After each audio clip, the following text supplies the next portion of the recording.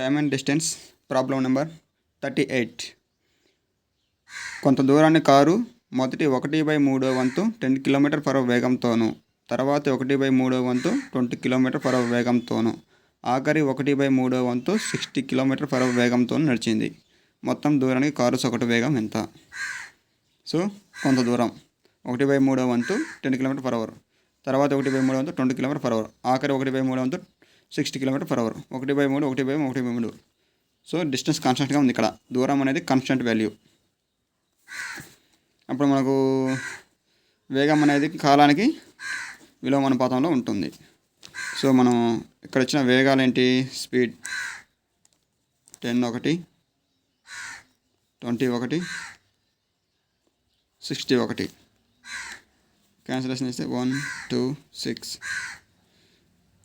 వేగాలని కాలానికి విలోమానుపాతంలో ఉంటాయి కనుక వీటి values 1/1, 1/2, 1/6. LCM 6 6 3 1 16. 2 3 3 1 3 6. So LCM 6, values వచ్చేసి 6 3 1. ఎందుకంటే వేగాలు కాలానికి విలోమానుపాతంలో ఉంటాయి. సో వీటి యొక్క ఎల్సిఎం, సో ఈ వాల్యూ చేస్తే మనకు టైం వాల్యూ వస్తుంది. ఎందుకంటే వేగానికి కాలం అనేది విలోమానుపాతంలో ఉంటుంది. సో ఇవి టైమ్స్, ఇవి స్పీడ్స్. మనం ఏమడిగాడు? మొత్తం దూరానికి కారు సగటు వేగం అంత. మొత్తం దూరం కనుక్కోవాలి. ఇప్పుడు దూరం అంటే ఏంటి?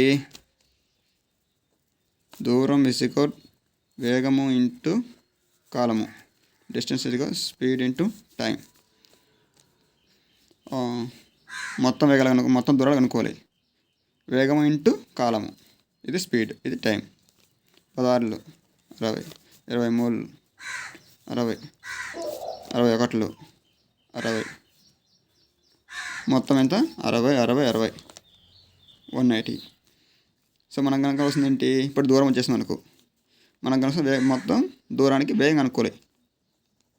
వేగము = దూరము by column. Speed = distance by time. Distance ఎంత?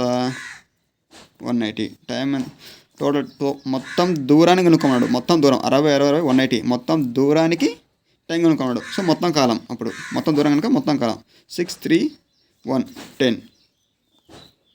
సో క్యాన్సిలేషన్ ఎంత? 18 km/h. మొత్తం దూరానికి కారు యొక్క వేగం 18 km/h.